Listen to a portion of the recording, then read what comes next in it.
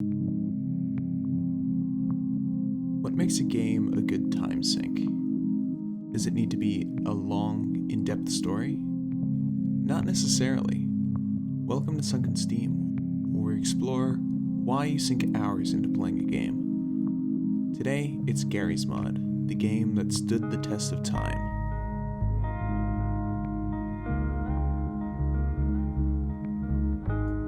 I have 350 hours in Garry's Mod, and only 13 hours in its game of origin, Half-Life 2. So what about Garry's Mod strays from its original source? To find that out, we have to go back to what Garry's Mod started as, not what it is today. It started as literally as it could be. Garry Newman's source mod. It was Half-Life 2 with extra tools and the ability to do whatever you wanted, and that's the key to gmod's success. It's the love child of the source engine and freedom. And these basic tools eventually developed into most people's first experience with Garry's Mod, s&box.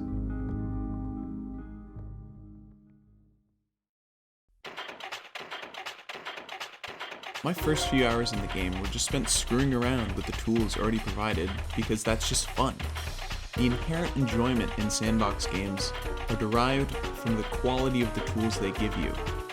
Of course, the first thing you make is not going to be phenomenal. Hell, my first creation was a DeLorean with 20 max power thrusters stuck onto it that I called a time machine because it would launch you into orbit.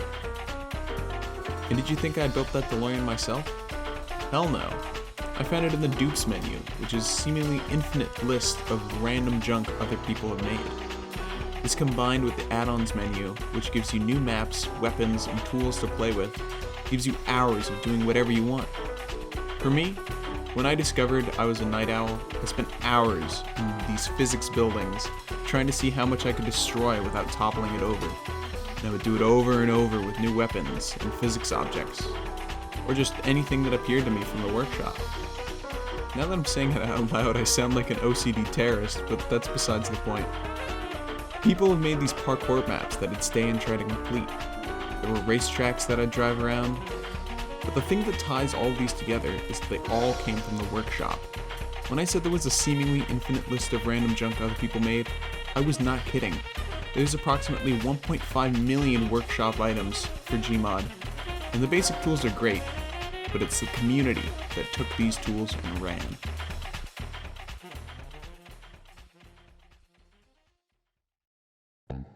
The community-made game modes are what really take the game to new hour-sucking heights. Games like Trouble in Terrace Town, Dark RP, Prop Hunt, and Murder are timeless classics and are being expanded upon by more users of the community. Take TTT as an example. The coolest trader weapon that can be bought in the base game is a C4, but with add-ons you can kill somebody with a gun that shoots an exploding microwave, then eat their corpse and run around with Wolverine claws to slaughter everyone else.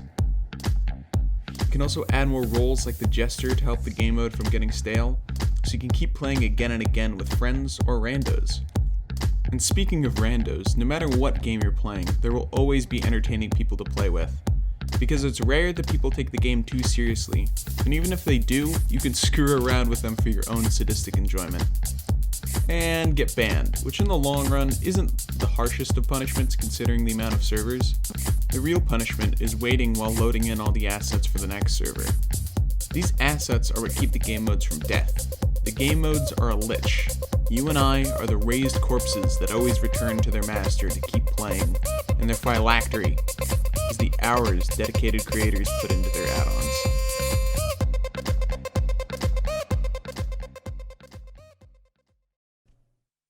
I've done a bit of add-on creation, and it is a chore.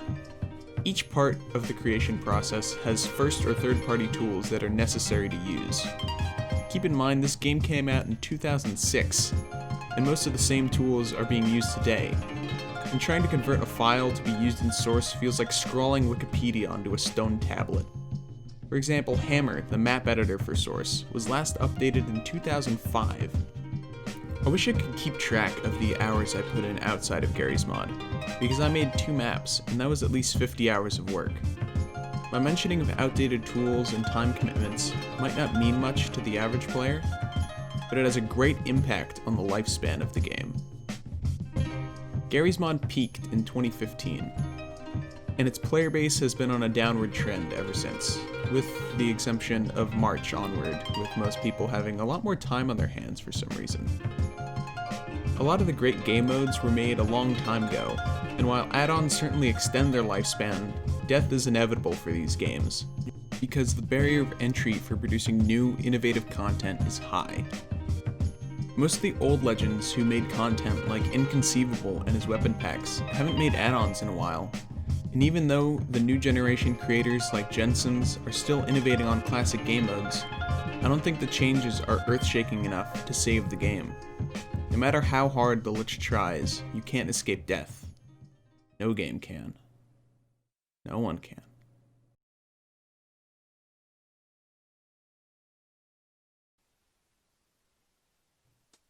On the non-existentially depressing side, there's hope for the community to still live on. Garry Newman's new game, s&box. It was delayed for a while, but has recently been put back into the works, and maybe, just maybe is supposed to be Garry's Mod sequel. I'm not sure though. They're using Source 2, so the engine and tools are newer, and I've also read Facepunch's dev blog, and they're trying to incorporate features that previously had to be done with other applications into the game. These are strange things to be pointing to, but trust me, this is what the Garry's Mod community needs. People keep playing Garry's Mod as long as the flow of content remains engaging, and it did for years, but add-on creators won't keep doing that for the rest of their life. So the next best thing is to lower the barriers of entry. In Garry's Mod, anyone can upload a dupe with ease, so I hope creating maps and other add-ons becomes nearly as intuitive while maintaining the complexity necessary to make something groundbreaking. I hope Facepunch learns from their past and newer sandbox games to find the perfect balance between Garry's Mod's freedom at the cost of time and Dream's accessibility at the cost of innovative potential. Overall, the community is the eternal driving wheel of Garry's Mod, and I'm glad it's lasted this long. I just hope it will have a renaissance with s&box.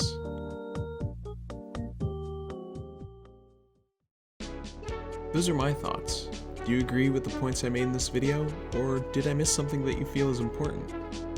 Either way, let me know in the comments because this was a complex situation to tackle. Thanks for diving with me, and I hope you come again.